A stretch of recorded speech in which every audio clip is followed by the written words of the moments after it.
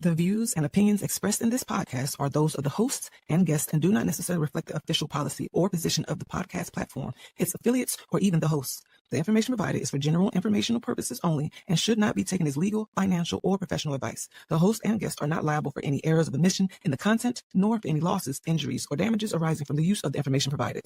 Listeners are encouraged to seek professional advice relevant to their specific circumstances.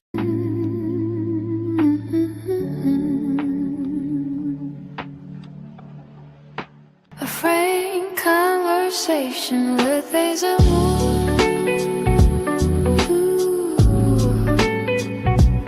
With Hazel Moon.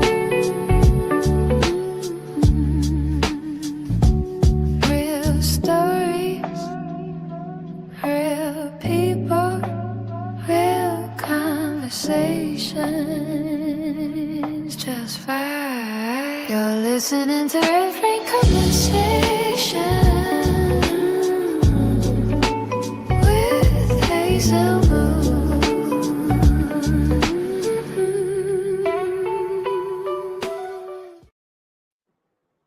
Are we live?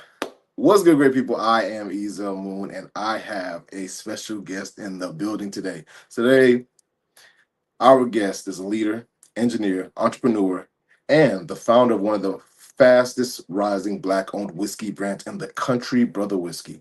What started as a vision to increase representation in the spirits industry has grown into an award-winning brand built on culture, community, authenticity, and excellence. Beyond the bottle, he's creating conversations about ownership, legacy, and what it means to build something that lasts. Please help me welcome the founder and CEO of Brotha Whiskey and my frat brother, Mr. Deondra Randle. What's going on, family? What's going on, family? How you feeling? I'm good, bro. How about you? I'm well. Did you hear the intro? I did, and that was amazing, bro. I appreciate all the love, all the flowers you gave, man. And I will say that your intro, I was vibing to it the whole time. I like that. That's my kind of music too. See, that's the thing. That's the thing. I was just about to. I was actually about to change my intro. Right. All right. Look, y'all. For those who are joining and who are coming in, I was about to change my intro because I like bossa nova. And my mid 30s has been mostly like, bossa nova, like luxury hotel vibes. You know what I mean? Like as far as the sounds and things that I listen to while I'm driving by myself. Right. Right. That's just where it's been at with me. Actually, matter of fact, what do you listen to when you drive when nobody's around? You driving by yourself. You say you like this type of music, but what do you listen to when you by yourself? Honestly, I might listen to some little jazz instrumentals. So like some jazz instrumentals or something like that. Maybe a little trombone shorty, a little something. I get into my bag a little bit because it helps me think a little bit more. My gears get to running a lot. So I'm heavy on the jazz and blues, honestly. Listen, I can totally understand that. I wanted to launch into my questions for you, but I did want to also get a little bit of an understanding. Real fast, random. Why whiskey? Oh, so why not, another spirit, tequila, rum, vodka, why whiskey? That's a great question, first and foremost. So I'm going to give you your props on that one. So whiskey, because whiskey is literally the language of connection, and it is the spirit of connection. Whiskey is also one of the oldest spirits in this country. And a lot of the other spirits are like not necessarily the predecessors, but like whiskey starts off, most people don't understand, as a beer in the mash, right?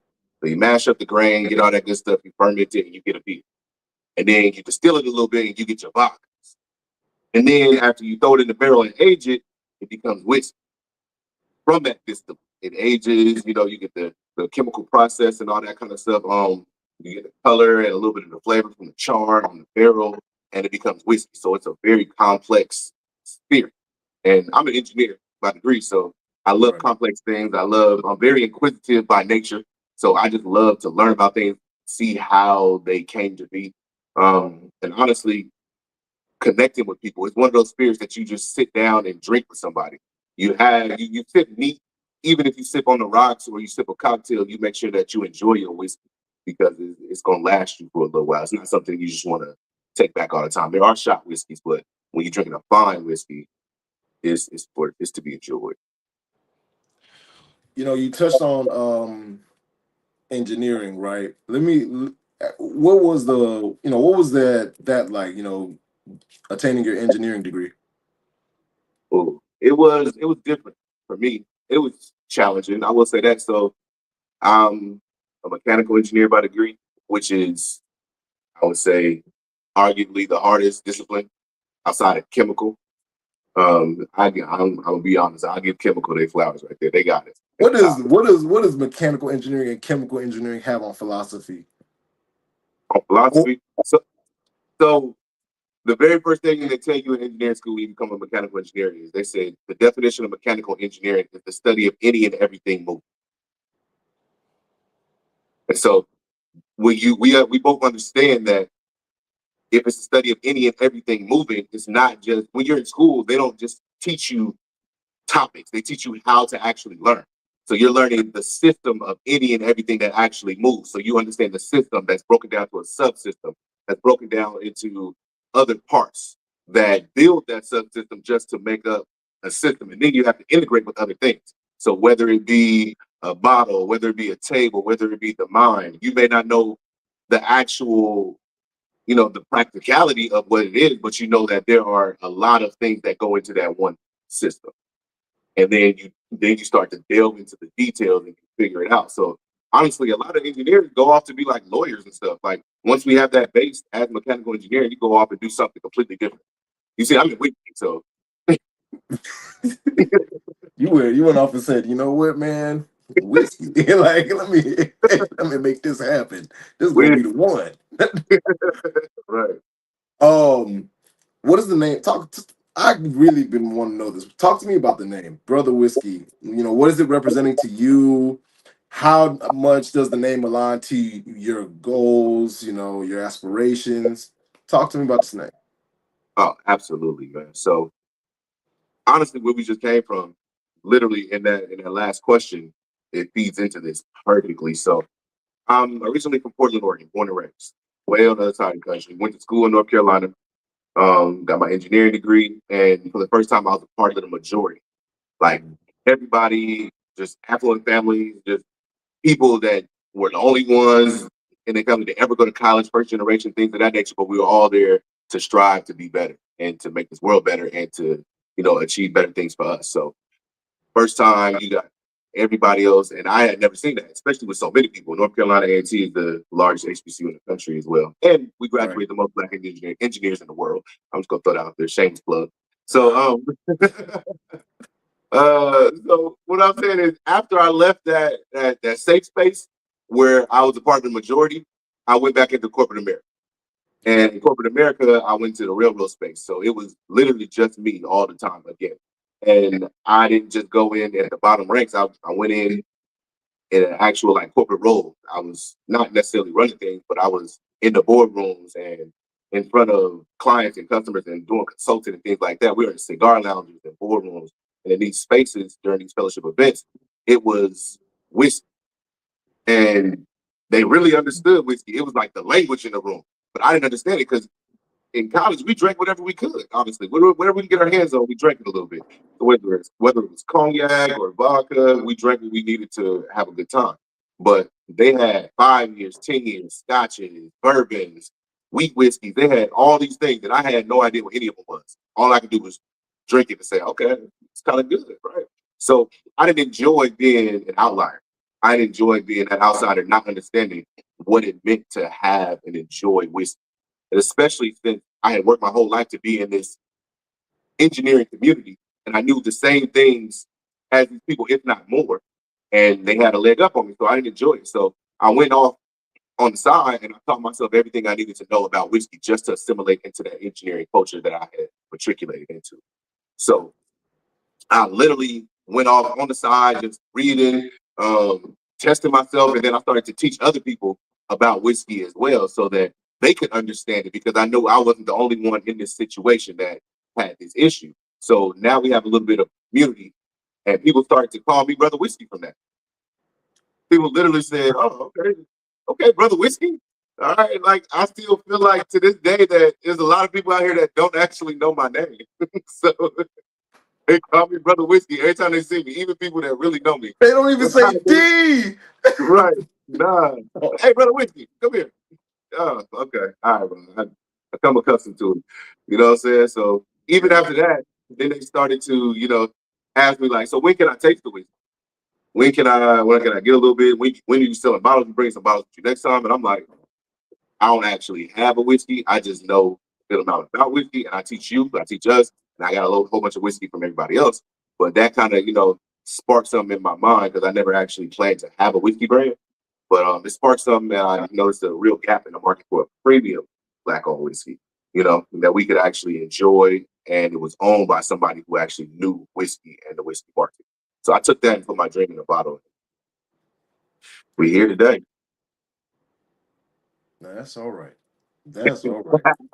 And I mean, you hit a lot of different points with that one, but I do want to just touch back at, North Carolina A&T real fast. Hey, really quickly, what fraternity are you a part of again?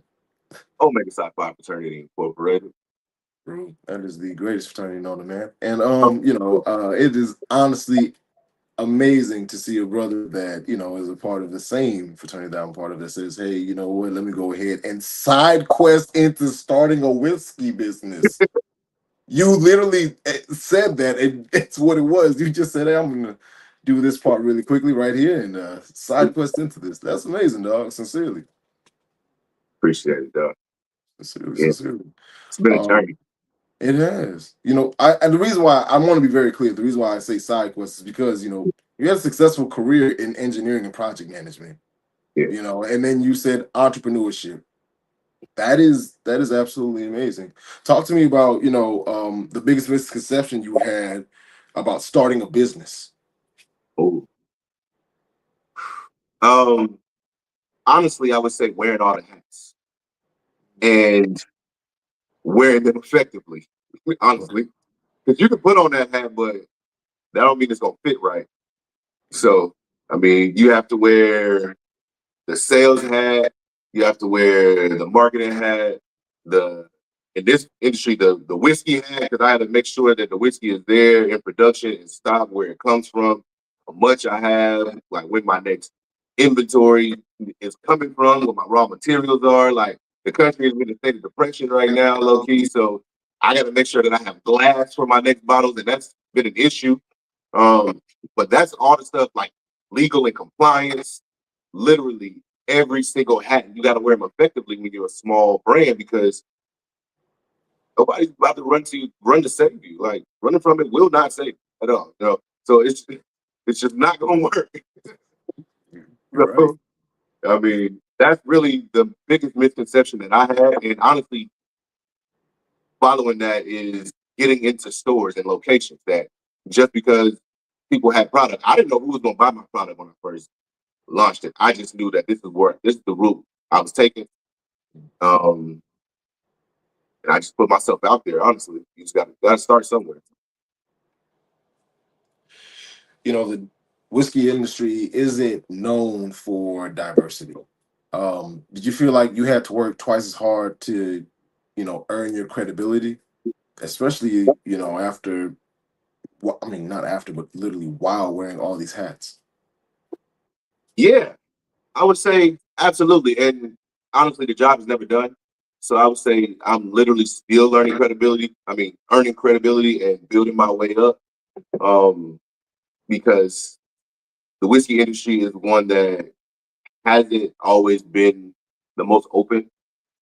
And it's definitely those doors have been really closed. But over the years, I've been in the industry doing things for about 10 years now. You start to break down those barriers and figure everything out. But it's not the easiest thing to do, especially when you walk into a whiskey bar and they look at you like, okay, are you supposed to be here? And then after you have one or two and you start to tell them things that they didn't know, then the barriers start to break down, they start to come down just a little bit and they start to understand that, all right, well, maybe he might know a little bit something. Let me get something out the back. And you have to take this before, have you seen this? And now it's more so a fellowship, it's a friendship, as well as like when you go to stores and you're trying to get into a new account, a new bar, a restaurant, a store, whatever it may be, they're not going. The first thing they're gonna say is, "Well, how do you plan on selling? What channels do you use? Not is it good? Like how you gonna sell it? Because they'll take the worst whiskey in the world if a couple people know it. But if you're black, the second you walk through the door, there's a misconception most of the time. So it pays for us to buy from us. You know, I want to ask just a little sidebar question because of the fact that, as someone who has perused some of those circles, um, not at, just as someone who likes to learn, right? What do you feel like is the cigar that pairs well with your whiskey? Ooh, now we talking. All right. Let's see, I like a medium to a mild cigar, in my opinion. And that really depends on the day, if it's medium, if it's mild. A little Maduro wrapper, maybe not Venezuelan, but definitely like Maduro wrapper or Nicaraguan. But I like a medium to a mild cigar because it pairs good with the color. The color, as you can see, is nice, deep, dark brown. I like to call it the last rays of a sunset. You know what I'm saying? So, as well as it's 101 proof, so it sits right on your palate. And for those who don't know, when you actually taste whiskey or you taste anything, honestly, your taste buds and your sensors aren't on your tongue. That's not what you're tasting. That's what you feel, and it's really through your sense of smell. So, as you're smoking that cigar and then you sip the whiskey, it kind of finishes it off for you. So, yeah, the caramelization of the taste and all that good stuff as you oxidize your palate when you blow out, it gives you a full, smooth finish. I had to ask that question not just for, my friends that are, in the cigar community that, Yeah. watching this, but also for my producer who definitely made sure that he's going to find a way to get your whiskey.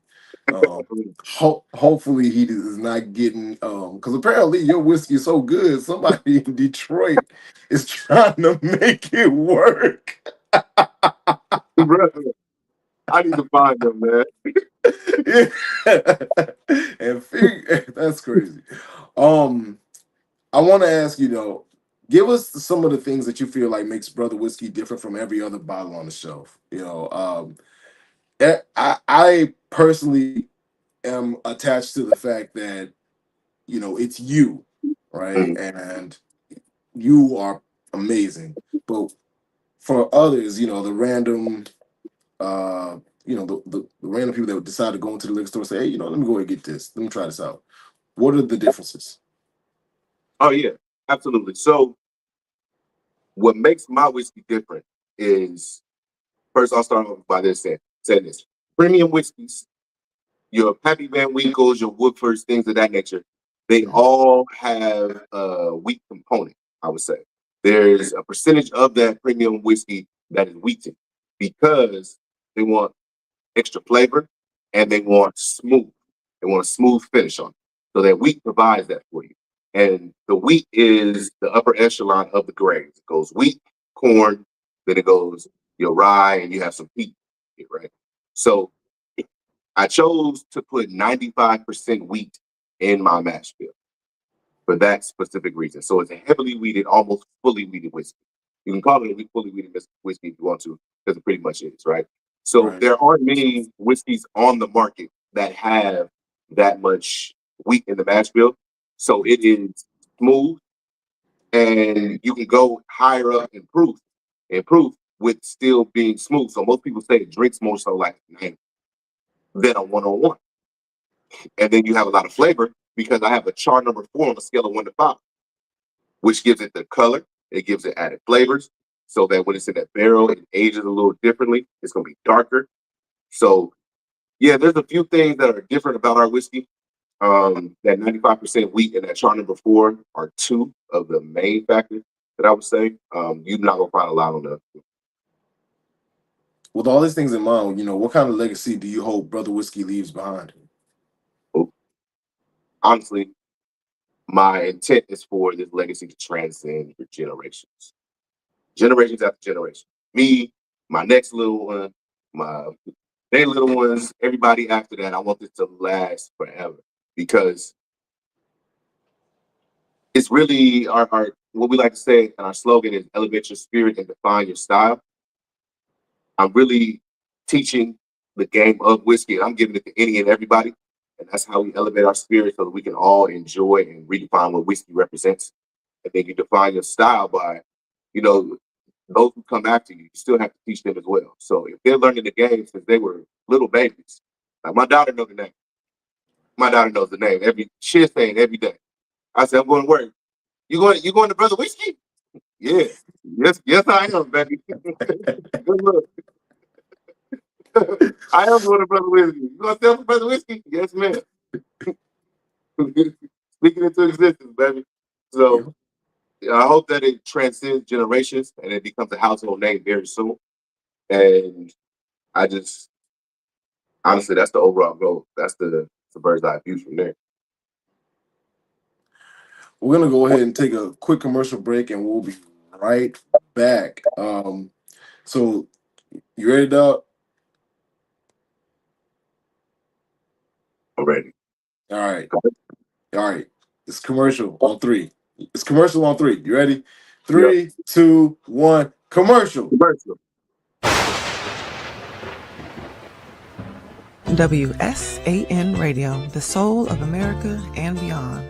Join DJ Ron G and the WSAN crew every day for the Ron G Morning Show, Funk Friday, and Gospel Brunch Sunday. From local heroes to national guests, WSAN Radio connects you to the pulse of our community. One song, one story, one soul at a time. WSAN Radio, where music, motivation, and movement come together. Streaming live, follow us on Facebook, YouTube, and WSANradio.com.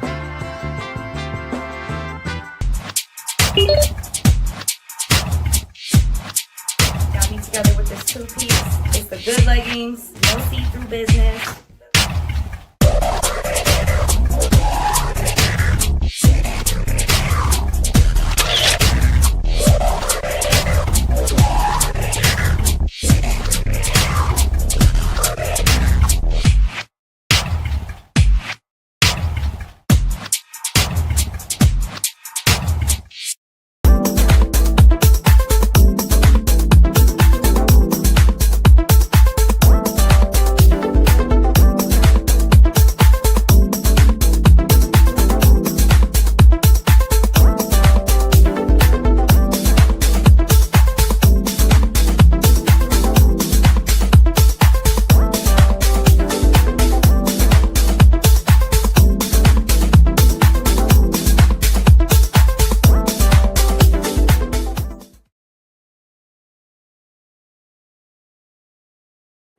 And we are back. A big shout out to everyone that is, in fact, still with us, as well as all of those who have decided to advertise with us.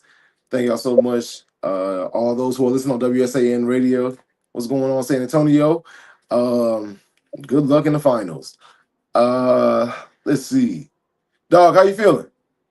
I'm feeling great, bro. That's good. That's good.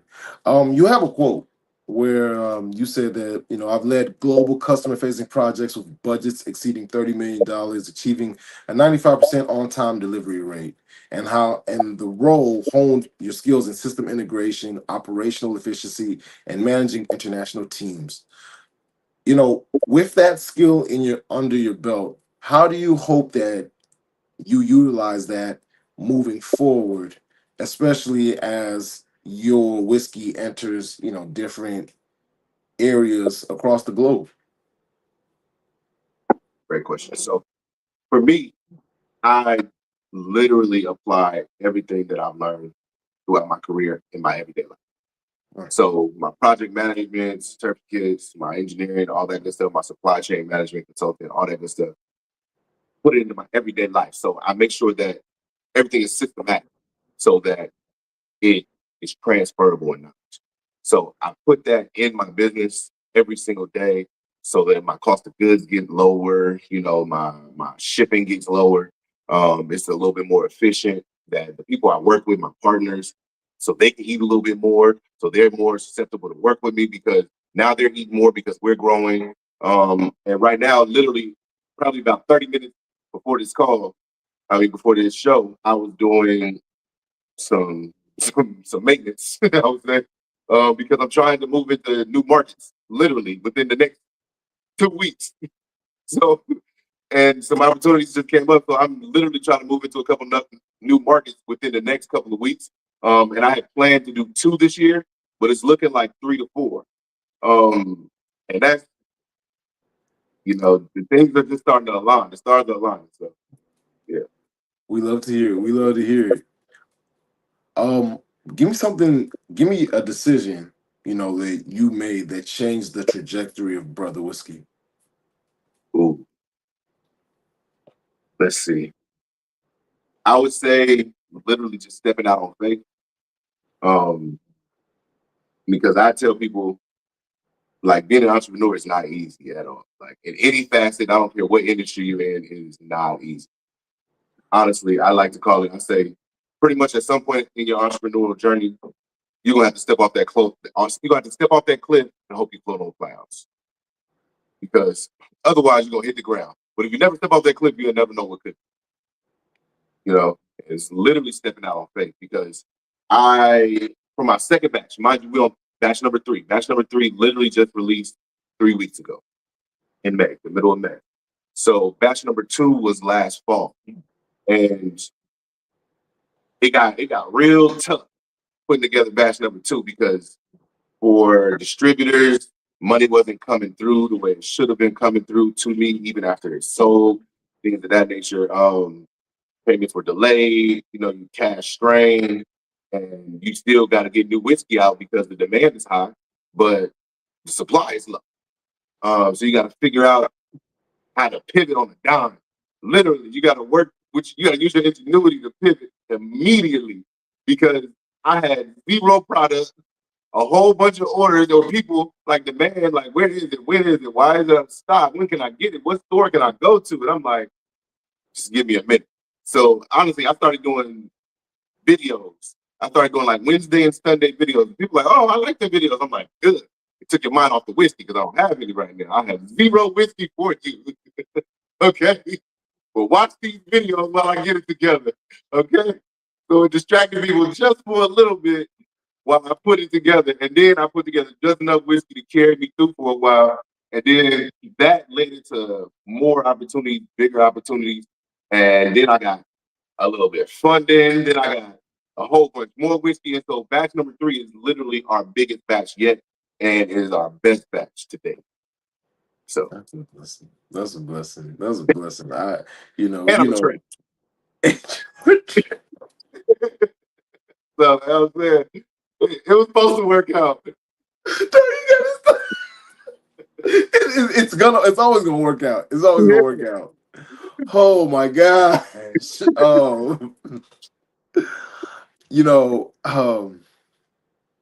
What year did you cross again? 17.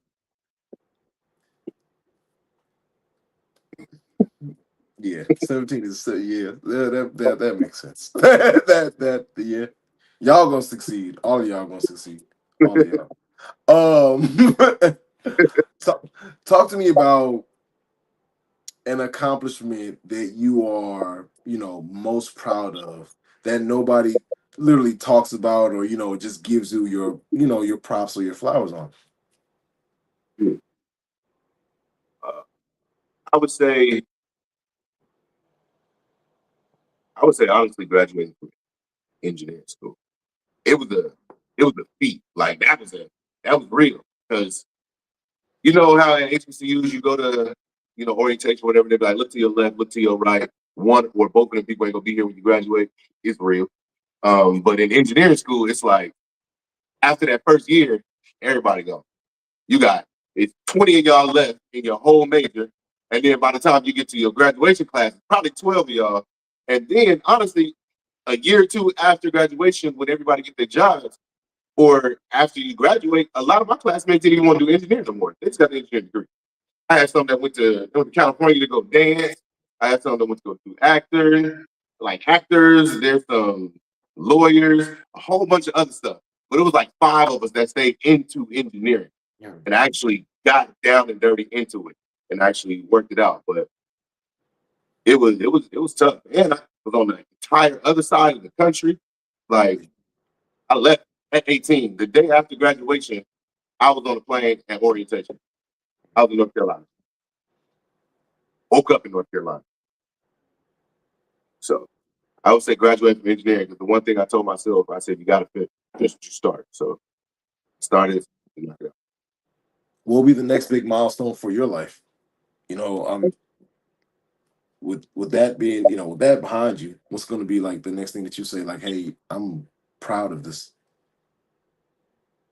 The next one. That's a great question because I like to let life come to me. Right.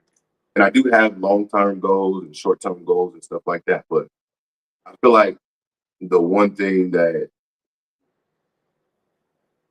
the next thing that I'll be, that's a milestone that I'm going to accomplish or whatever. I feel like I just don't know what it is, to be honest with you.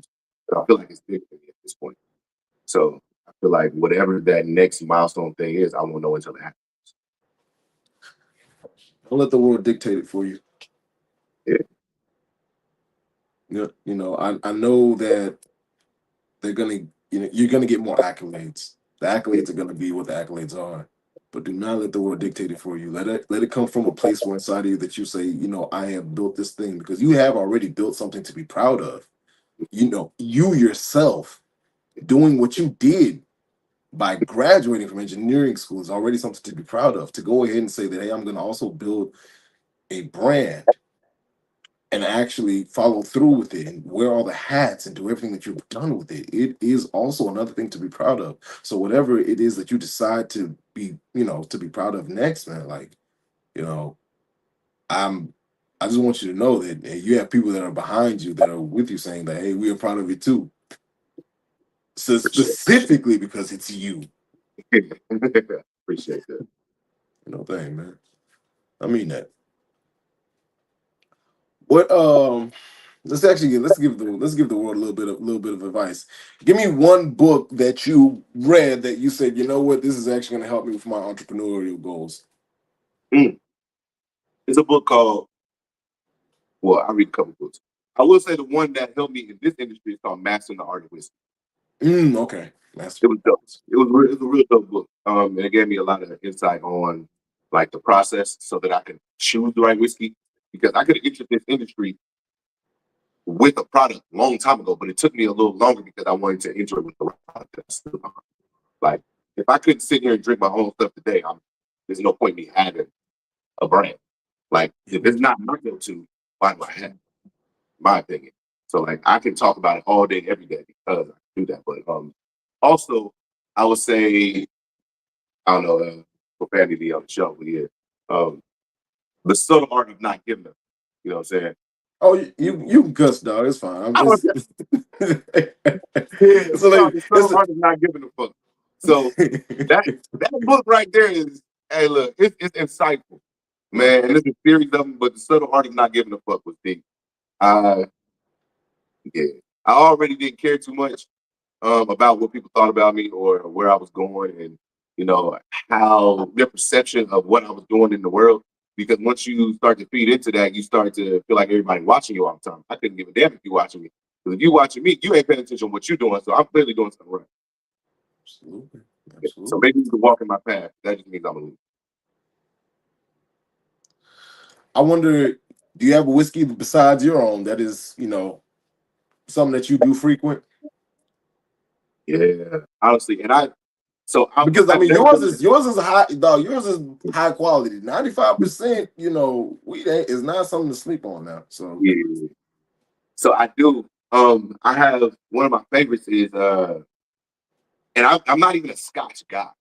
Like, right. It took me a long time to refine my palate to even enjoy any scotches. But like, I had this one that I got from Germany. It's called it's an Oban, and it's the master distillers edition.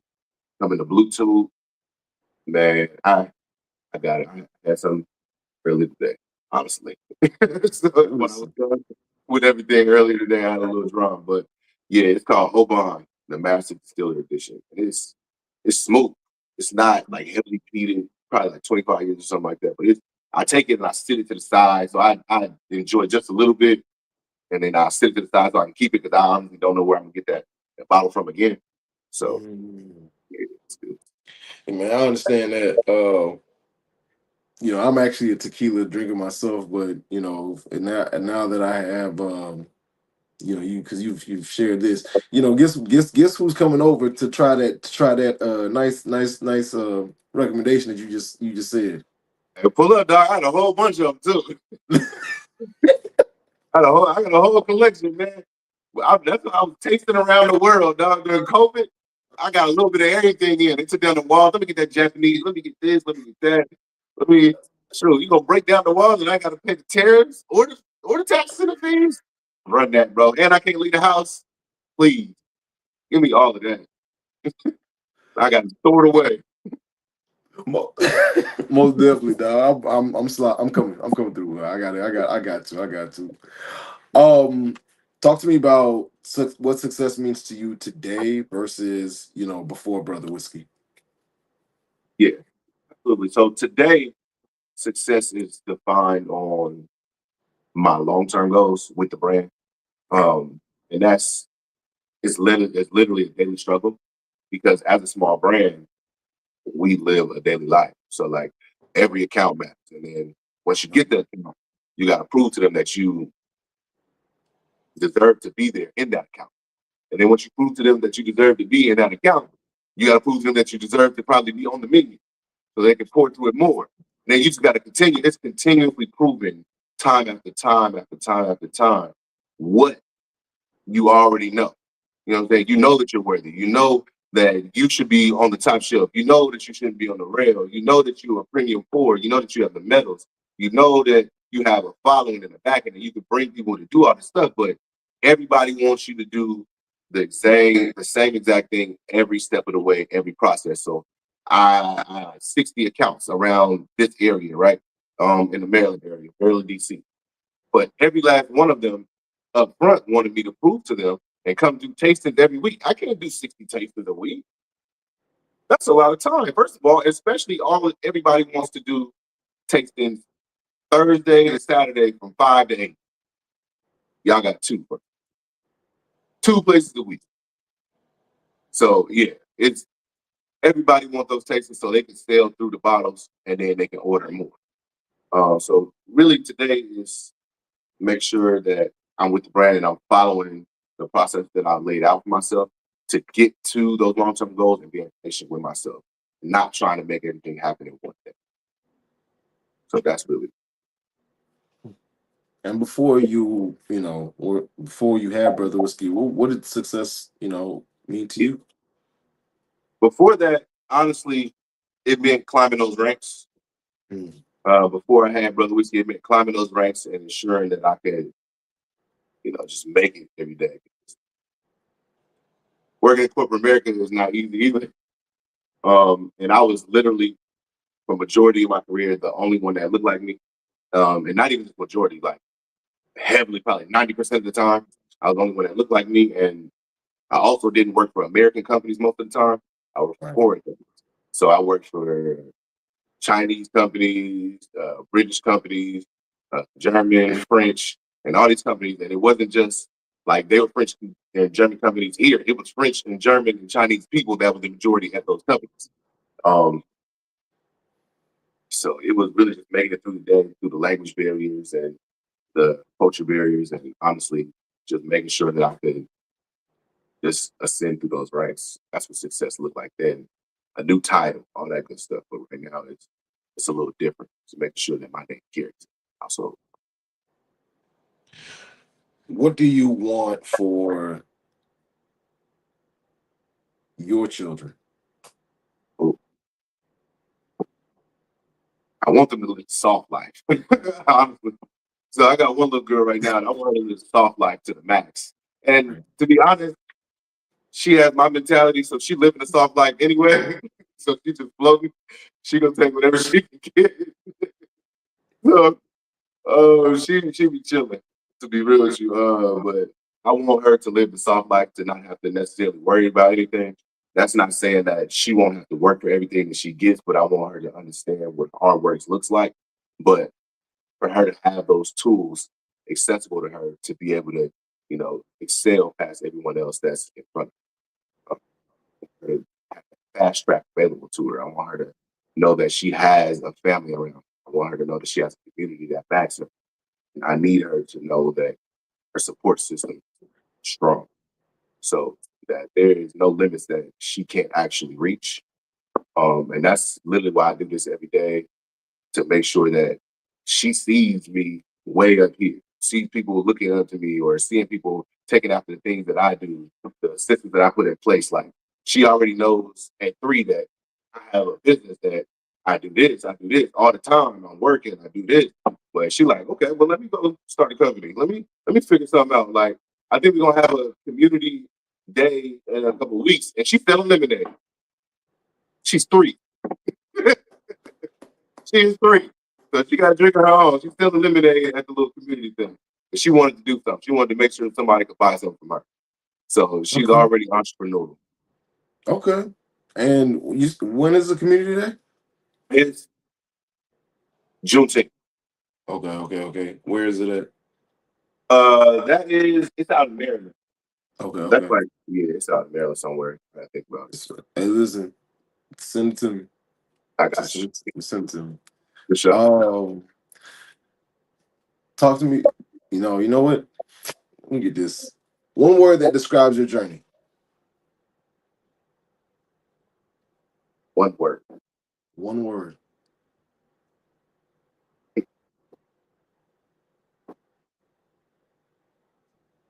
Perseverance. I knew you were gonna say that. You were. Oh my God! You are such a Trey. You are such a Trey. Oh my God, bro. All right. I was trying not to, but it's definitely perseverance, because the way that I got here, honestly, it was not easy, for real. It wasn't easy, but it worked. And I understand that nothing is easy, but it was difficult. And honestly, I bootstrapped this company with my own money. This is my money that I put in, so that allowed me to persevere even more. And looking like, okay, all right, dog, you done put all this money in. Wake your ass up.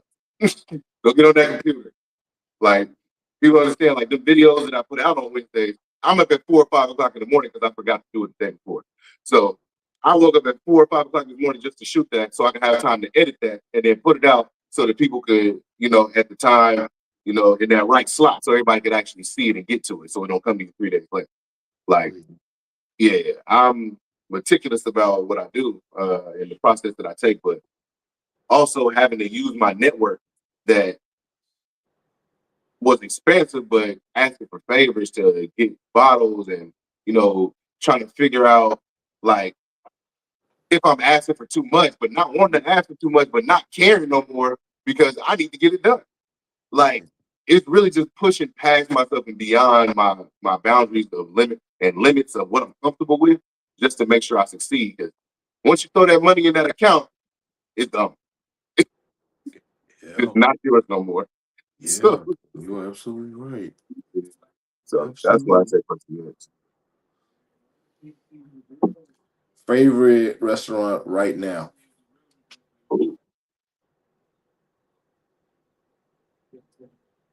And I'm not just saying this because I rock with them, but Carolina Kitchen Scene. So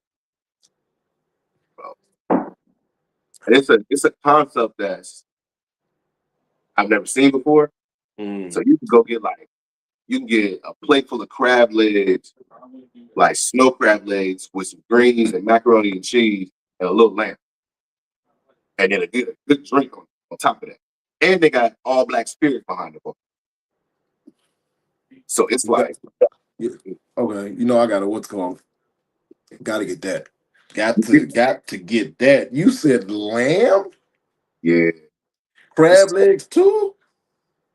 It's a situation, bro. It sounds like a bit of a situation. I feel like, those of us who are in the audience need to, plan something for that. Yeah, I think that's a great idea.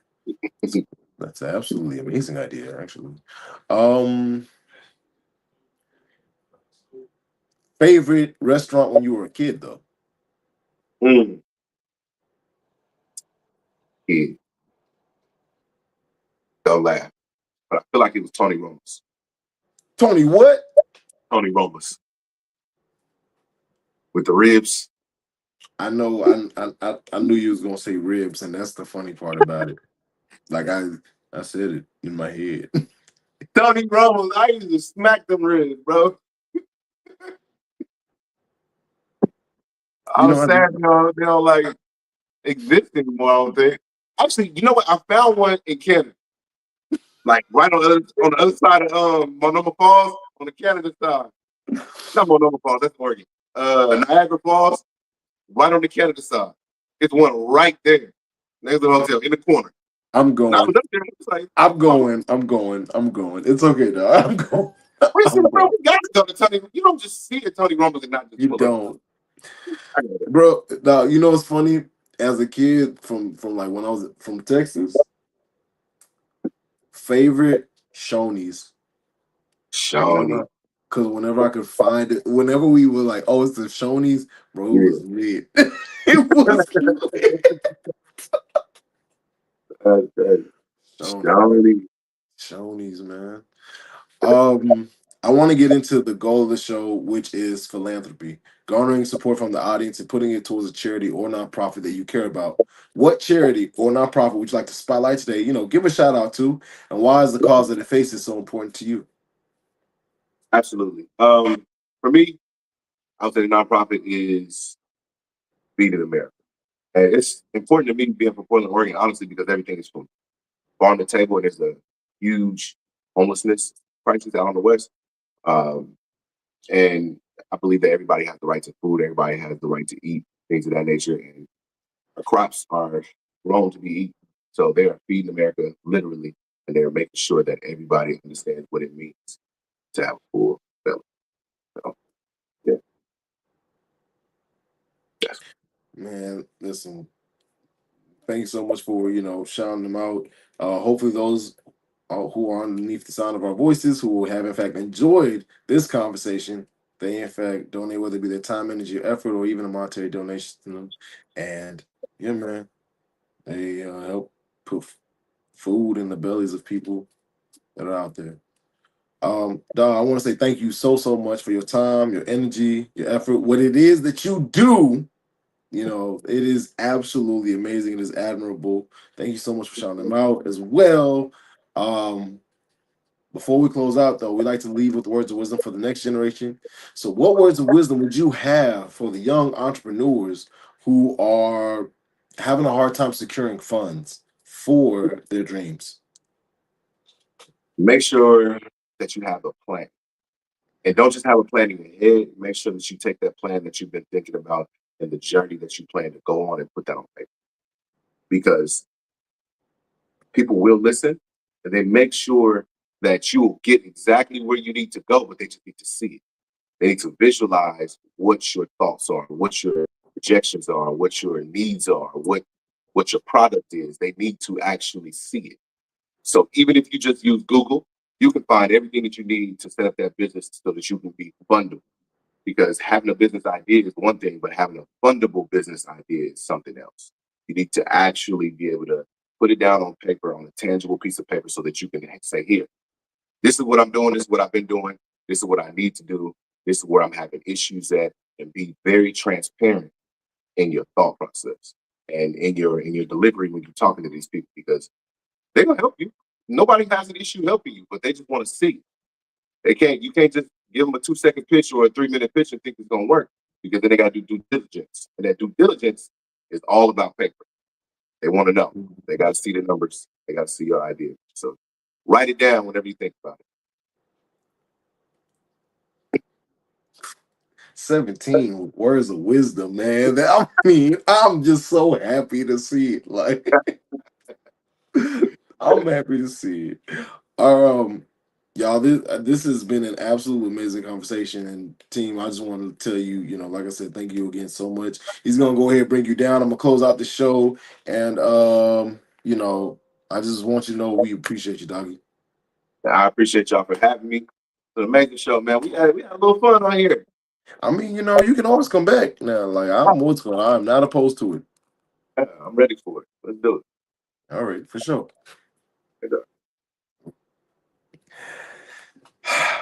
You guys, that was an absolutely amazing conversation. I want to give a big shout out to everybody that stuck through. Well, I said stuck through, who watched the entire show from the top to the bottom. I'm so grateful and appreciative of you all. Make sure you guys tune in next week at 8:30 p.m.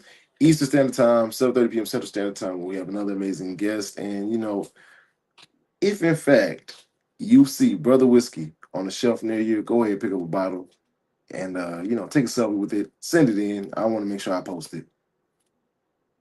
Peace. Oh, my bad. I'm sorry, I almost forgot. I'm Ezel Moon.